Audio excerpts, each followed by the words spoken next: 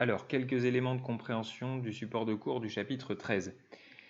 Dans la partie grand 1, j'ai tenu à préciser quels étaient les postulats, on va revenir sur ce terme, de la relativité restreinte. Alors, peut-être que pour commencer, il faut expliquer que la relativité restreinte a émergé parce que la mécanique classique, celle que l'on a vue dans de précédents chapitres, est insuffisante pour la lumière.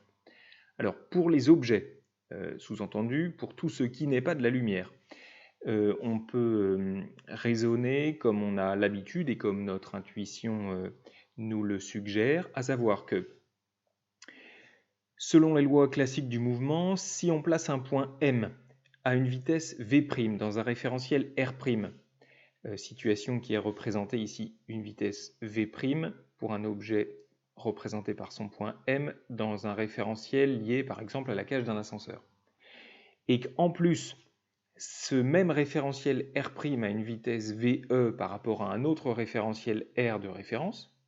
La vitesse VE, c'est la vitesse de montée de l'ascenseur, par exemple, dans ce cas-là. Alors, la vitesse dans le référentiel R de l'objet, c'est la somme de la vitesse dans le référentiel R' de l'objet et de la vitesse du référentiel R' par rapport au référentiel R.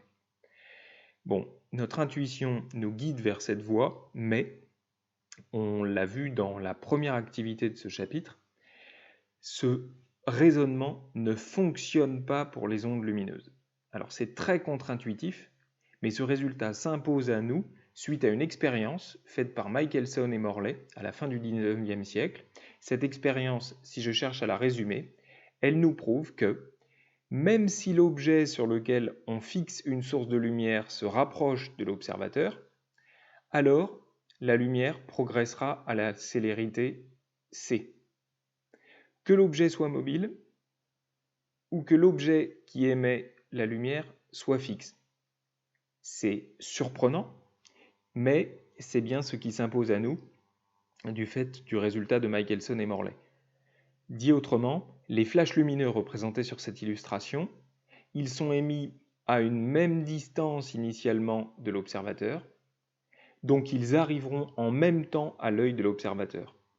Que le flash soit lui-même parti d'un objet se déplaçant vers l'observateur, ou que le flash soit émis d'un objet qui est fixe par rapport à l'observateur. On peut rappeler une célérité que vous connaissez, mais elle n'est valable, attention, que dans le vide, c'est la célérité de la lumière, 300 millions de kilomètres par seconde. Cette célérité est valable dans toutes les directions. Dans le vide, certes, mais dans toutes les directions, et que l'objet qui émet la lumière soit fixe ou déjà en mouvement. Alors à l'époque, quand on a vu ces résultats émerger des expériences de Michelson et Morley, la réaction de la communauté scientifique, ça a été de refuser ce résultat, ou ces résultats. Il y a une personne devenue célèbre entre autres pour cette raison, qui s'appelle Albert Einstein, qui a accepté ce résultat. Et en fait, il a formulé deux postulats. Le premier est peu novateur, mais le deuxième est très novateur. Et ces deux postulats sont à l'origine de la théorie que l'on verra ensuite. Donc les postulats de la relativité restreinte, ce sont les suivants. Toutes les lois physiques s'expriment de la même façon dans tous les référentiels galiléens. Il n'y a rien qui distingue deux référentiels galiléens. Des référentiels dans lesquels la deuxième loi de Newton s'applique sont dits galiléens, on en a parlé dans un précédent chapitre, et rien ne peut qualifier de meilleur un référentiel galiléen par rapport à un autre. Dit autrement, il n'y a aucune expérience qui nous permet de savoir si on est dans le meilleur des référentiels galiléens ou si on est dans un référentiel galiléen quelconque. Ils sont tous strictement identiques. Dans ce chapitre, c'est plutôt le deuxième postulat qui nous intéresse particulièrement. La vitesse de propagation de la lumière dans le vide est indépendante du mouvement de la source qui émet cette lumière. La célérité de la lumière vaut la même valeur dans tout référentiel, mobile, fixe, peu importe. J'insiste peut-être sur un mot, le mot postulat. Un postulat n'est pas un théorème. Et ça crée une grosse différence, qui n'est pas juste une différence de vocabulaire. Un théorème se démontre à partir d'hypothèses de départ, un postulat s'affirme. Donc c'est la grosse différence entre une science exacte comme les mathématiques, qui s'appuie sur des théorèmes démontrés, et une science expérimentale comme les sciences physiques, qui s'appuie sur des postulats indémontrables. En fait, les postulats aboutissent à des théories, et ces théories, si elles sont validées par l'expérience, alors elles sont vraies jusqu'à preuve du contraire. C'est cette remarque que j'ai voulu préciser dans le deuxième encadré. Mais on peut se lancer aussi un défi, essayer de trouver une ou des expériences qui contredisent les postulats d'Einstein, et alors peut-être que la postérité retiendra votre nom. Après avoir énoncé des postulats, il faut essayer d'interroger les conséquences qu'ont ces postulats, les conséquences expérimentales. Eh bien, c'est l'objet de la partie suivante. Les conséquences des choses assez contre-intuitives que l'on a énoncées plus haut. Un point central dans cet exercice, pour ensuite aller étudier les conséquences de ces postulats, c'est la notion d'événement. Bon, un événement, ça se produit en un endroit précis et à un instant donné. On peut définir ce que l'on veut comme événement. Dans l'exemple que j'ai déjà détaillé dans une précédente vidéo, on choisit un événement de départ, un événement d'arrivée. Et les événements de départ et d'arrivée, il faudra toujours se demander s'ils ont lieu dans le référentiel auquel on s'intéresse, en un même point ou en des points différents. Si l'événement E1, c'est le passage de l'avion au-dessus de la tour Eiffel, il a lieu du point de vue du référentiel R' en un point donné. Mais le deuxième événement, passage au-dessus de la Statue de la Liberté, a lieu dans le référentiel R' au même point. Le référentiel lié à l'avion, qui est R' dans cet exemple, s'appellera le référentiel propre. Et si on attache une horloge à ce référentiel propre, en fait si on embarque une horloge dans l'avion, alors on mesurera ce qu'on appelle une durée propre.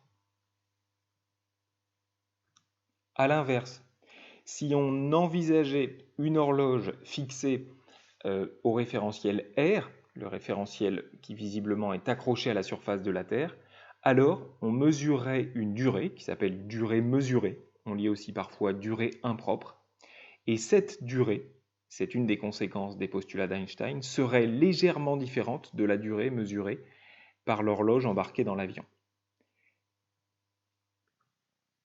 La notion de durée propre est réexplicitée dans cet encadré, et la notion de durée mesurée est expliquée dans celui-ci. La notion de durée mesurée, retenez l'idée suivant laquelle elle est toujours légèrement plus longue que la notion de durée propre. Toujours légèrement plus longue. Alors, légèrement d'un facteur en fait gamma que l'on va distinguer ici et que l'on va aller un petit peu interroger avec les deux représentations graphiques proposées. Gamma est un nombre qui est sans unité, qui a été inventé, en fait, qui a été nommé pour relier la durée mesurée et la durée propre entre deux événements. Ce nombre est bien sans unité, le numérateur est sans unité, le dénominateur qui inclut un quotient de deux vitesses est lui aussi sans unité, et ce nombre gamma est d'autant plus proche de 1 que la vitesse de l'objet que l'on étudie est faible, devant la vitesse de la lumière. A l'inverse, gamma va croître quand le terme v va augmenter par rapport à la vitesse de la lumière. Alors, il faut aussi rappeler que n'importe quel objet physique, c'est-à-dire n'importe quel objet qui ne soit pas de la lumière, se déplace toujours à une vitesse inférieure à la célérité de la lumière, ce qui assure le fait que gamma est toujours défini, la racine carrée qui figure au dénominateur n'est jamais la racine carrée d'un nombre négatif, gamma est toujours défini et gamma est toujours plus grand que 1, soit très légèrement, si on est à des vitesses v faibles devant c, soit assez largement, si on est à des vitesses v se rapprochant de c. On a à disposition deux illustrations qui sont en fait assez identiques, qui nous indiquent que si la vitesse est faible devant celle de la lumière, par exemple si on est seulement à 0,1 fois la vitesse de la lumière, dit autrement si on se déplace à une vitesse qui est seulement égale à 10% de la vitesse de la lumière, ce qui est déjà colossal, hein, et bien plus rapide que n'importe quel objet que l'humain a pu construire jusqu'à aujourd'hui, alors on constate que la durée et la durée propre T0 sont identiques. La courbe bleue et la courbe rouge sont superposées. Si maintenant on parvient à créer un objet ou à étudier un objet qui se déplace à 90% de la vitesse de la lumière, alors la durée propre et la durée mesurée sont nettement différentes. Dans la figure qui est à droite, j'ai repris les notations associées à l'activité 2 pour dire strictement la même chose. Bon, la relativité restreinte, si elle ne se présente pas à nous dans notre quotidien, c'est pour la raison qui est évoquée dans cette petite note. Dans notre quotidien, nos vitesses, même si elles atteignent plusieurs centaines de mètres par seconde, quand on est dans un avion par exemple, restent toujours très inférieures à 1. Plus exactement, le quotient de notre vitesse, même dans un avion, même dans une fusée d'ailleurs, rapporté à la célérité de la lumière, reste toujours très inférieur à 1. Donc notre gamma reste toujours très sensiblement égal à 1, et donc les durées que l'on mesure sont quasiment des durées propres. Donc la relativité restreinte ne se présente pas à nous dans notre quotidien, en pratique.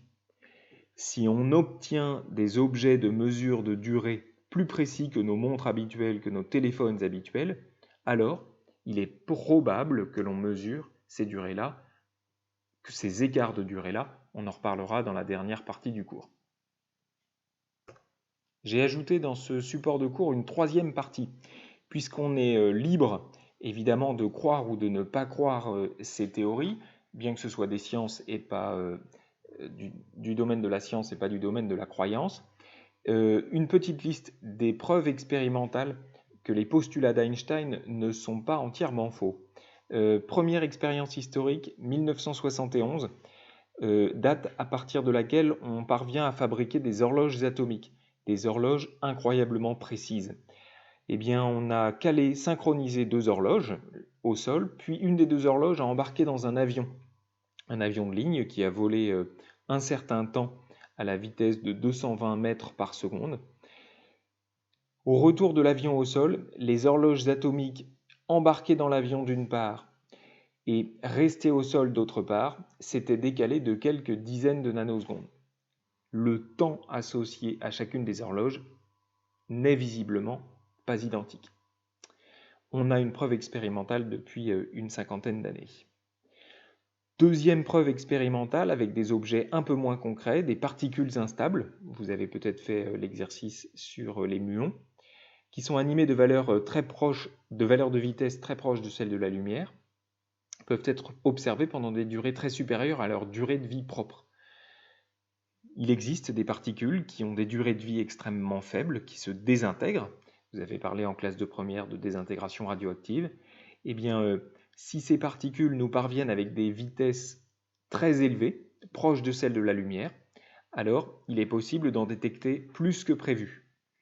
Eh bien, c'est ce que l'on observe avec les muons qui sont dans un des exercices que je vous ai proposés. Et puis dans notre quotidien, la relativité d'Einstein a des conséquences sur certains objets techniques que l'on utilise. Vous utilisez au quotidien pour vous positionner des GPS. Sachez que la mesure très précise du temps que nécessite ce système, elle est assurée par des horloges atomiques. Imaginons qu'on ait essayé de développer le GPS sans les horloges atomiques, alors l'erreur de positionnement que l'on récupérerait serait de plusieurs kilomètres. Sous-entendu, les GPS seraient absolument inutiles. Ça prouve bien qu'un temps, mesuré avec une grande précision, permet de penser à des systèmes techniques nouveaux, inenvisageables si les temps étaient mesurés en mettant de côté les théories du début du XXe siècle proposées par Einstein. Les exemples de validité de ces théories sont multiples, même s'ils sont basés, ou même si cette théorie est basée sur un postulat initialement très contre-intuitif. Alors, ce chapitre ouvre des perspectives gigantesques, peut ouvrir des discussions à rallonge quasiment interminables, et faut le dire, c'est le chapitre peut-être le moins intuitif de l'année.